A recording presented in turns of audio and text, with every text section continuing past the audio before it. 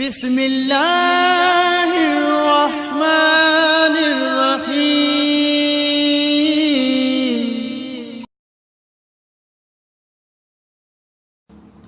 أعوذ بالله من الشيطان اللعين الرجيم. بسم الله الرحمن الرحيم.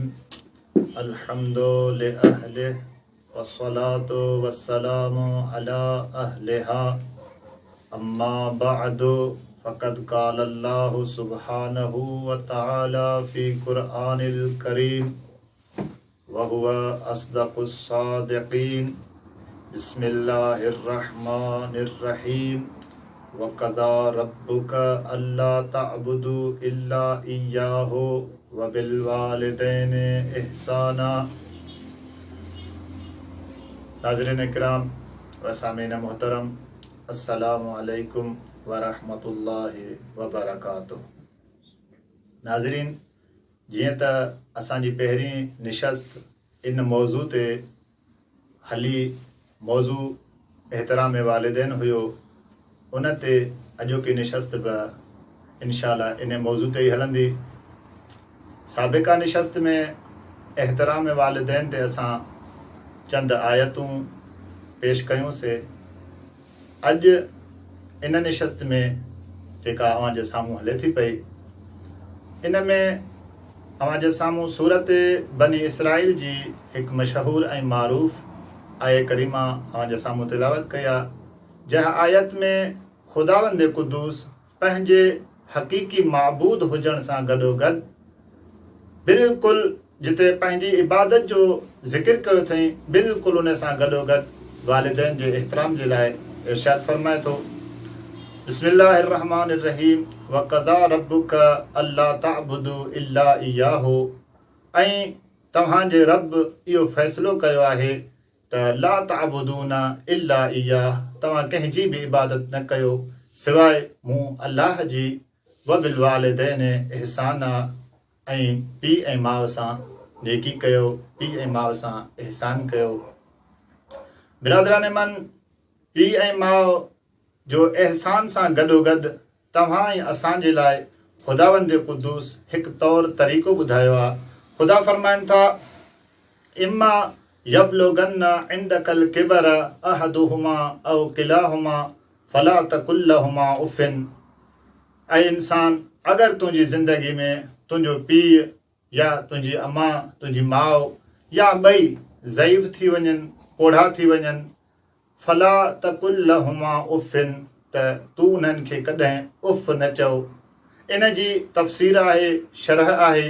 इन मुख़्तसिर घड़ी में सिर्फ़ु हिकु फ़रमान जेको उफ़ जे बारे में सादिक़ इब्न सादिक़, मासूम इब्न मासूम, इमाम जाफ़र सादिक़ अलैहिस्सलातु वस्सलाम जन फ़रमाइनि था। मौला फ़रमाए थो, लौ अलिमल्लाहु शैअन, मौला फ़रमाइनि था, जेकॾहिं उफ़ खां घटि लफ़्ज़ अल्लाह वटि हुजे हा त ख़ुदावंद क़ुद्दूस एहतराम वालिदैन खे मद्दे नज़र रखंदे करे उफ़ खां जेको घटि लफ़्ज़ आहे उहो इस्तेमालु करे हा। ला नहा अनहो, उन उफ़ खां जेको घटि लफ़्ज़ आहे उहो बि वालिदैन जे एहतराम में अलाह उन खां बि नहीं करे हा। उफ़ त छा आहे, इंशाअल्लाह ईंदड़ निशस्त में अगरि वक़्तु मिलियो त उफ़ जी शरह कबी।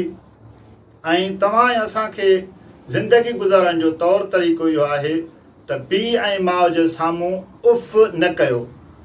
हाणे उफ़ जी शरह में हिकु जुमिलो ॿियो त उफ़ को लफ़्ज़ कोन्हे को त उफ़ खणी लफ़्ज़ कयो न। तव्हां जे साम्हूं तव्हांजा वालिदैन आहिनि, तव्हांजे साम्हूं तव्हांजा वालिदैन आहिनि, का बि उन्हनि अहिड़ी गुफ़्तगू कई आहे जंहिंमें तव्हांखे जवाबु ॾियण जे लाइ अगरि इशारतन उफ़ इहो कयो, ख़ुदा खे इहो बि क़बूल न आहे त पीउ ऐं माउ जे साम्हूं उफ़ कयो। उन खां बाद में ख़ुदा फरमाए थो, वला तनहरहुमा, पीउ ऐं माउ खे झिणकूं न ॾियो, पीउ ऐं माउ खे दड़का न ॾियो। छो?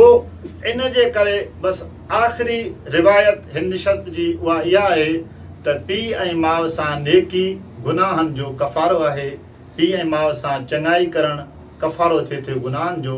हिकु शख़्स रसूलुल्लाह सल्लल्लाहु अलैहि वसल्लम वटि अची करे इहो इक़रार कनि था या रसूल अल्लाह ज़िंदगी में हिन ज़माने में को अहिड़ो गुनाह न आहे जेको आउं न कयो हुजे, को राह हल आहे जो मां बख़्शो वञा।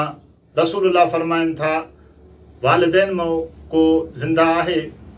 कोई शख़्स चए थो या रसूल अल्लाह बाबा ज़िंदा आहे, अम्मा जो इंतकाल थी वियो आहे। नबी फरमाइनि था रस्तो इहो अथई, वञ पंहिंजे पीउ सां नेकी कर, चङाई कर, बख़्शो वेंदे।